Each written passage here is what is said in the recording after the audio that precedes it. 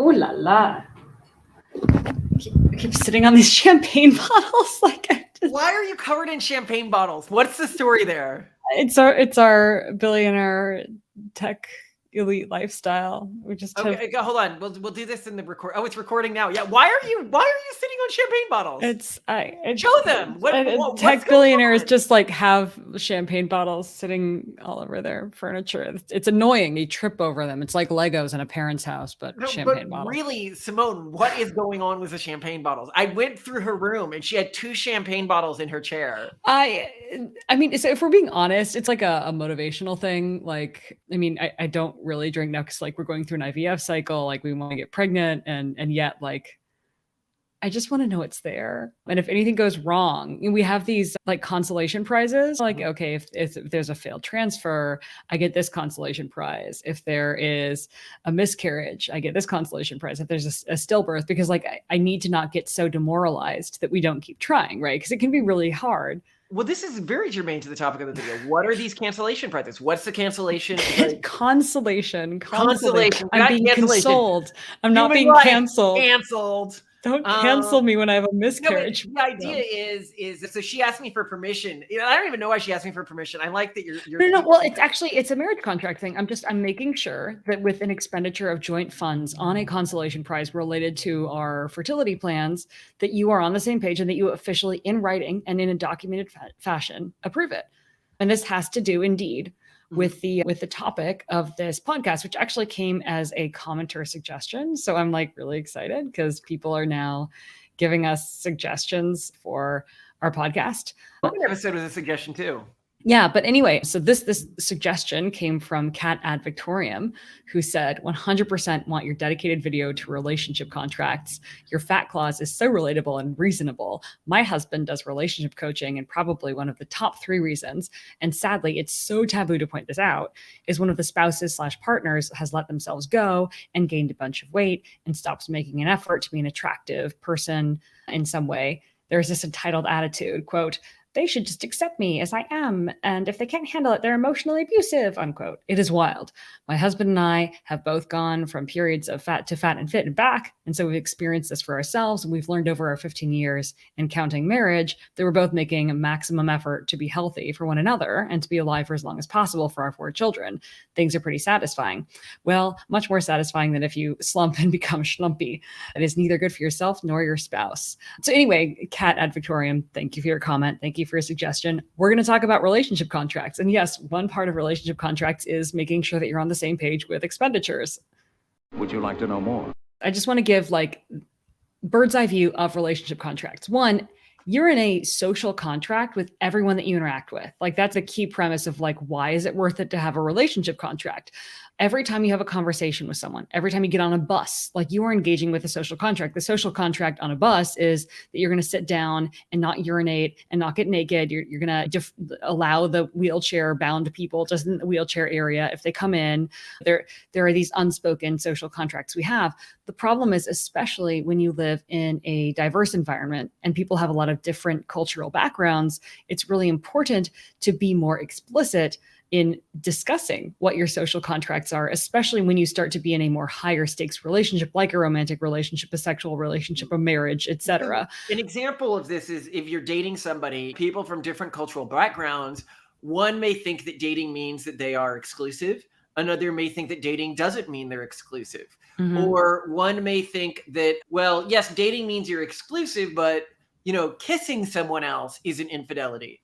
And so if you aren't really explicit to make sure you're operating off of the same shared social code, then it can lead to misunderstandings, which are really important when you consider what's actually going on with one of these contracts. So if we go back to the dating, what's actually happening is both people are saying, I am making these sacrifices or restrictions in how I act with other people to benefit my relationship with you, on the understanding that you are making like an equal trade-off of sacrifices. And if that is improperly communicated, one partner might feel like they made sacrifices that the other person didn't make or something like that. And with all of the different like cultural baggage around what creates these default relationship contracts, different cultures have found different optimums work for those cultures. And within every culture, there's this belief, well, the way that I do things is the correct way to do things. So continue from there. Right. And so when people typically hear that we have a relationship contract, they immediately think like, oh, this is where we discuss how you tie up and whip each other, isn't it? Like this is where your sex dungeon comes into play. Mr. Gray, is it Gray? Is that what Mr. Gray? I don't 50 Shades of Gray is what they think of. I think that there's a contract in there. I think actually their contract might have a fat clause. I haven't read the books. Clue, actually, Mr. Gray is in Clue. Oh, okay. I don't know. I don't play games. I don't read 50 Shades of Grey. Okay, so they assume it's like it's a sex thing. Is a really interesting thing that when we talk about this sort of degenerate social virus in our society, that when people see we have a lot of kids, they're like, oh, you must be doing it because it's a fetish. Or when they hear we have a relationship contract, they're like, oh, it must be a bunch of sex stuff. Because like that is their perspective of reality is that everything is about this very visceral gratification instead of that the relationship contract is like, this is the expected temperature of the house. Let's go into this. So like, what is a relationship contract actually? Well, what Malcolm and I did, and this is first off, it's a living document. It is a Google document. We update it regularly. I just updated it per consolation prices in case I have a mishap the next time we try to get pregnant, for example, and with kids' names, things like that. But it is a living document that you and a partner, a friend, a work colleague, whatever, it could be anyone who has a high stakes relationship with you negotiate various terms, especially around potential points of conflict before they become potential points of conflict. So what Malcolm and I did before we got engaged, before we got married, was we went through like our relationships on Reddit. We asked a bunch of friends and colleagues and family members and strangers where they had major fights, conflicts, issues in their relationships. And then we put those issues into our marriage contract and we negotiated them before they'll ever happen. So let's go into some of the issues. You wanted to talk about finances, Malcolm. Well, I mean, I think that if you're talking about and the most important clauses in any relationship contract, finances is definitely one of them. And there's a few ways that this can be done. You can either just completely divide finances. So finances go into a mutual pot and then they are divided in some way. Like it could be 70-30, or it's more likely if you do it this way, it would be 50-50. You keep what you earn, which is each partner basically maintains a separate bank account and goes into the relationship with a separate bank account. Or you can have a shared pot with then some private money that goes to each individual, or some sort of combination of these. What we have in our relationship is a shared pot with sort of an allowance of free spending money for each individual. And so what she was talking about was these sorts of like consolation expenses is that they would be tied to the shared pot because she was undertaking an emotional task that was for our combined benefit. Yeah. So in other words, all of our income, regardless of if it's like income that went technically to Malcolm or technically to me, goes into one big account and then it gets pulled out for various different budgets. And a lot of them are joint things, and all of the joint expenses that we have, like for our kids, for housing, for travel, things that we do jointly are based on agreed upon budgets. We've decided on the percentages, the monthly amounts, whatever. And so that's all set. And this, of course, is part of that. Then, and we've seen this works really, really well for people in relationships, there's discretionary spending for each partner. So like, it doesn't matter like what you're spending it on. It could be something completely abhorrent to the other partner. Doesn't matter because that's your money. They have zero visibility into it. So that money goes into private accounts for each of us. I have no idea what Malcolm spends his money on. Yes, Malcolm has no idea what okay, so we use a lot of shared public accounts like Amazon accounts and stuff like that. Yes, and I do her account, so she gets an email whenever I buy something. And when we try to max out credit card points, and I reimburse our credit card charges on a shared card, like from our personal accounts. So like, okay, I know, but technically, you know everything I'm actually spending money on. Yeah, I do. But like you could do it all privately. And that's very important because there are some relationships in which every expense is reviewed by all partners. And that can be really tough, especially if like one partner is spending more personally than the other partner doesn't approve of it. There's a lot of friction there. So having like a blind fund where it's like, this is your discretionary spending, zero judgment, zero visibility. If you don't want any visibility, like it's very smart. And it seemed to have worked really well. So there are other things that are in. or contract that I think maybe people wouldn't expect. And you alluded to one, which is like house temperature, for example. Yeah, house temperature. Well, I mean, I think a lot of the important ones are the ones that come up most frequently in our lives, because otherwise they become simmering points of conflict. Like there wasn't an agreement before we got married. Whereas something like house temperature can seem like a pretty trivial decision to make with a partner before you get married. And so it doesn't cost a lot of emotion to do then. But in terms of you're already married and each of you have strong preferences for different temperatures, then it becomes a very costly thing. So a lot of these things remove a lot of the potential tension in a relationship by deciding it up front. One of the things we mentioned in a previous video was, what do the spouse's parents do if they end up destitute or something and they asked if they could come live with you? Right? Yeah. And something like that is a lot easier to decide when you're not deciding about specific humans who benefits one person over the other person. If you're deciding this with either of your spouses, then you know that when you initially made this decision, you made it blind as to who it would be about. Instead of like, if both my parents die and then we're having this negotiation, like it's pretty lopsided the way the terms work out. And other clauses that are in a relationship contract that I really like are, for example, how to deal with travel to certain events, like to family gatherings. So let's say one partner really hates going to them, and yet the other partner wants to spend a lot of money to like go out and visit family. We have various rules around that. And one of a rule that, or dynamic that I think is really fun and that works really, really well is with things like that, where one partner really wants to do it and the other partner doesn't, then it comes down to one partner being willing to do that thing with their discretionary spending. So like, okay, we'll do it, but you have to pay for it. Similar to house temperature. Like I'm okay with the house being hotter than necessary. Like during the winter, I just wear a snowsuit inside and I deal with it, but Malcolm doesn't necessarily want to. So I'm like, okay, well, I the mean, temperature can go higher, but you have to pay for the difference. In other words, right? And I don't. I mean, we usually leave our house at around 50 degrees in the winter, yes. which I love. I love your frugality, Simone, and I love your constantly testing yourself in terms of enduring pain for mutual benefit, which I think makes you a stronger person mentally. Voluntary hardship is very useful for clearing the mind. But in terms of something you mentioned is updating the contract. So a lot of people, this is another big area. What does that mean? Well, for us, that's just about the contract stands unless both of us decide to update it together. So either one of us has veto power on contract updates. Another one for example, we just did one today. So one of the sections of our contract is kids' names. Well, and there's a lot of things in there, like whether or not kids.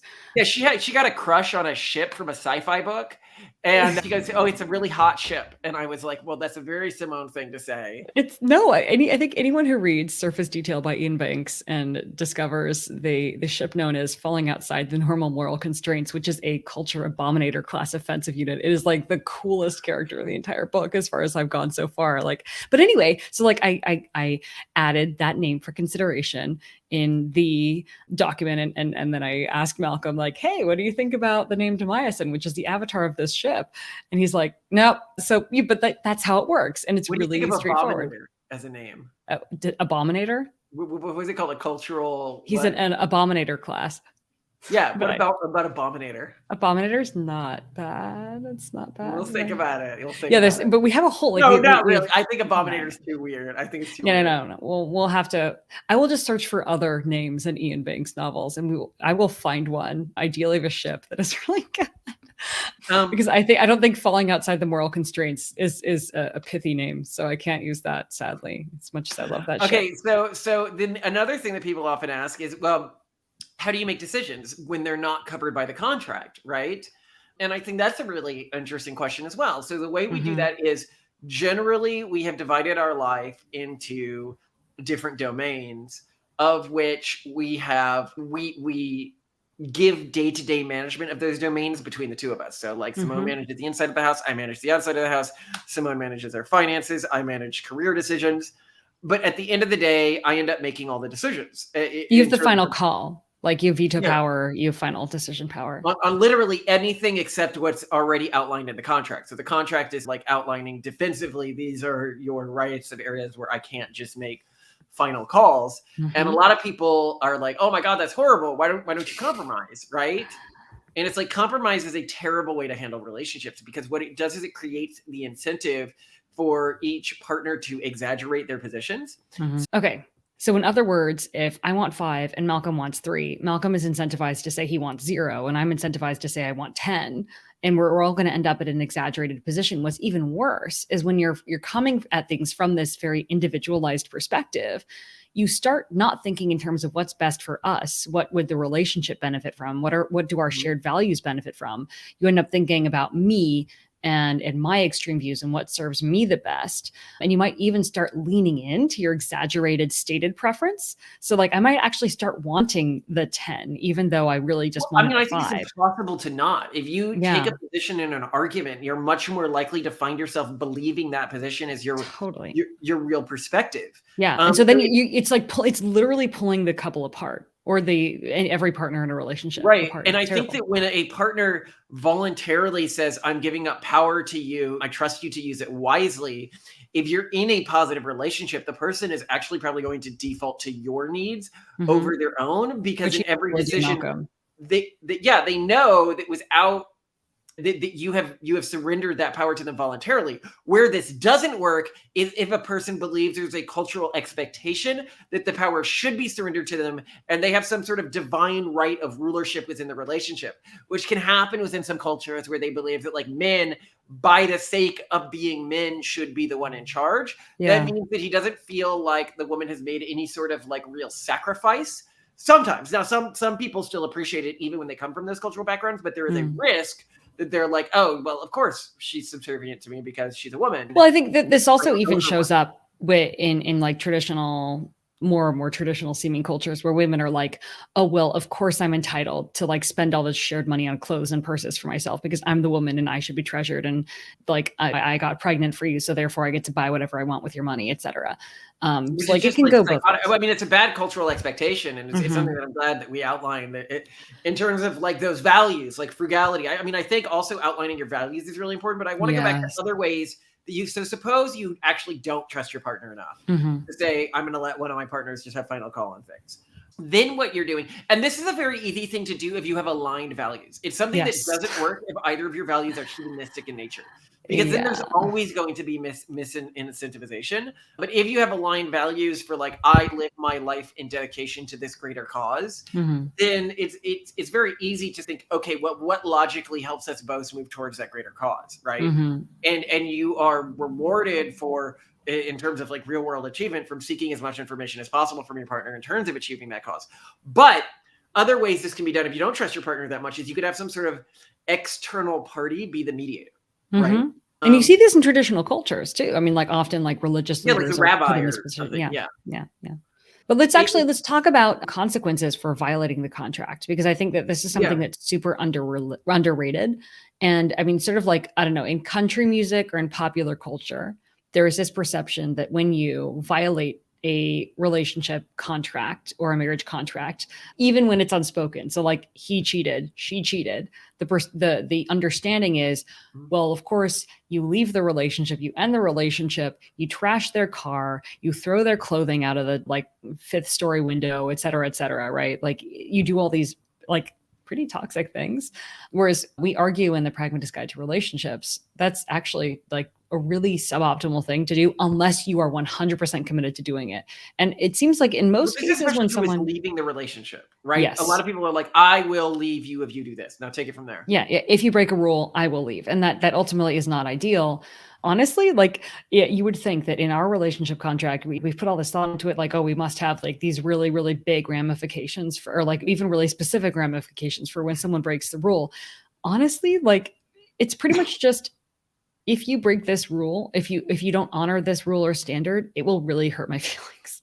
Like that's kind of it. And that's honestly, in a relationship in which each partner loves each other and each partner wants the relationship to stay intact, that's frankly one of the best ramifications you can have, because it's obvious to both partners that if that happens a lot, if one partner is constantly disappointing, constantly hurting feelings, that eventually for the partner who's regularly being let down, they're going to terminate the relationship, period. Well, and this is something that I think is really important in relationships is, and we'll do our episode on how perverse it is to have a relationship based on love. But a lot of people assume that love is the most important emotion or feeling you have towards your partner in a relationship.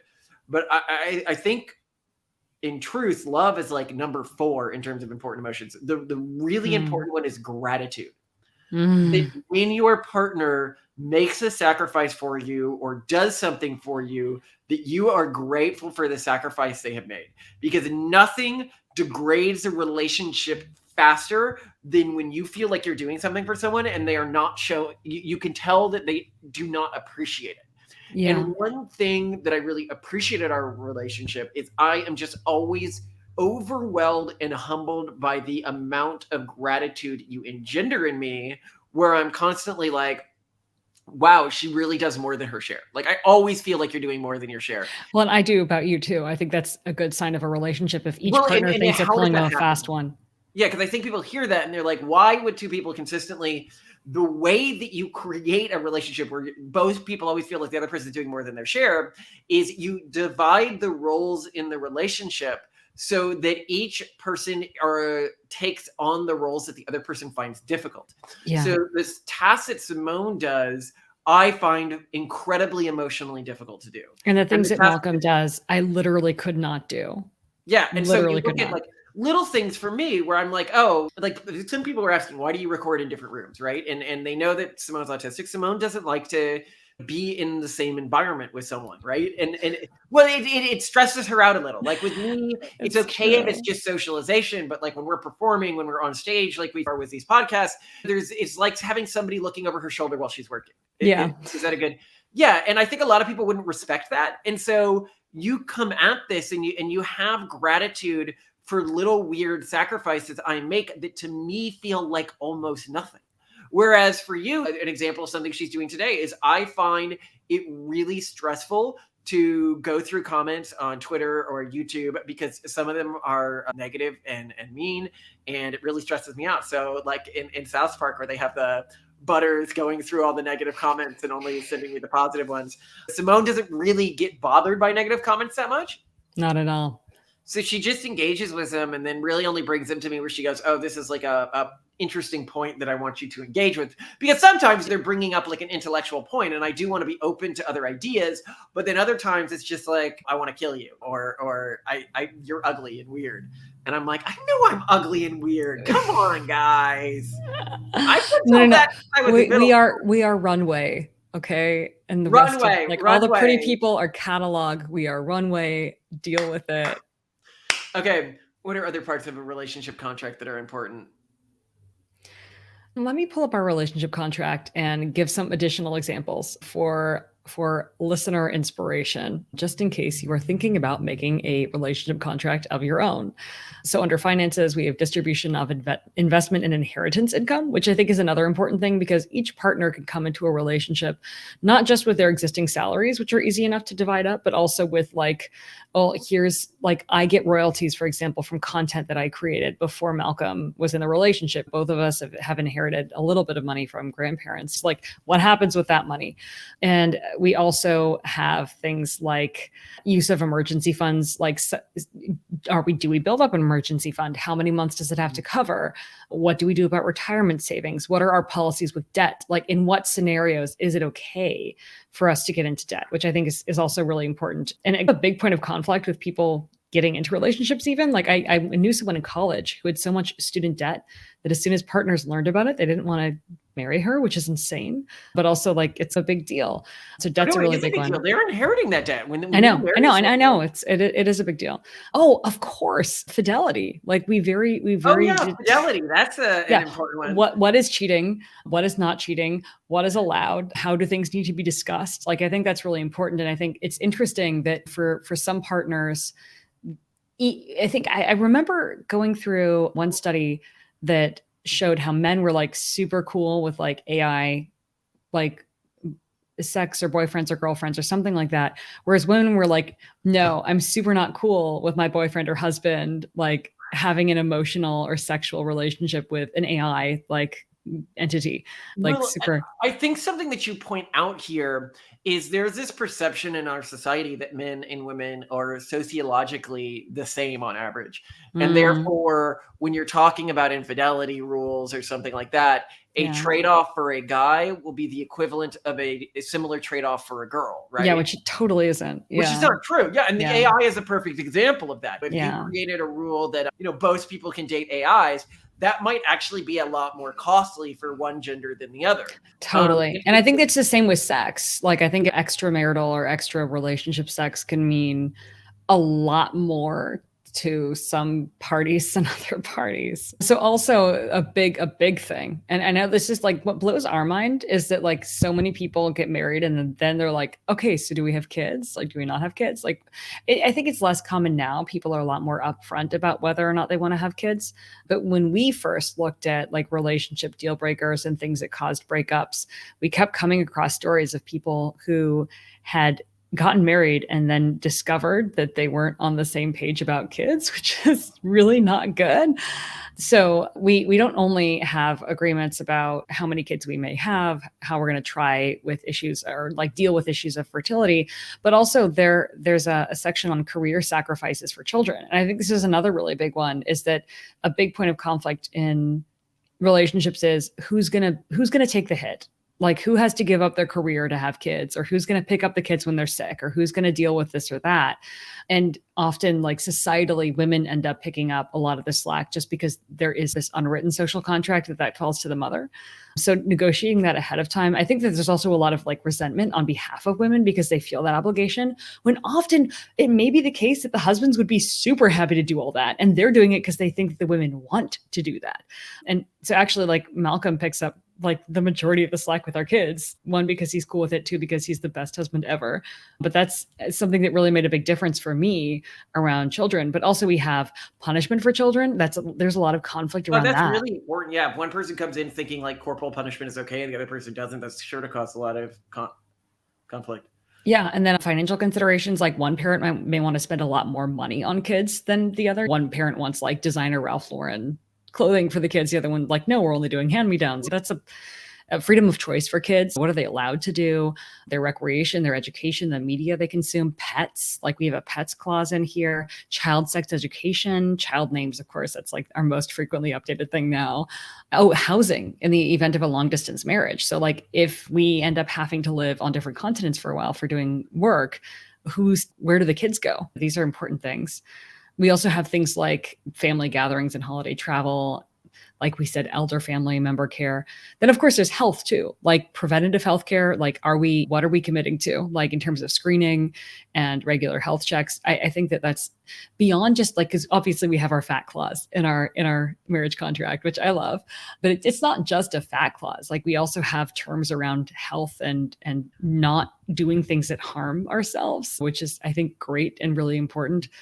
Life support's in there, of course, although that's one of the few things that like a lot of people with their power of attorney do actually work out, oddly. Like, the one thing that kind of like is almost never going to happen, or what happens once. Anyway, to wrap things up, if you have questions about relationship contracts or fun things that you've put in your relationship contract, and it can be your sexy relationship contract, whatever, we'll talk about that too.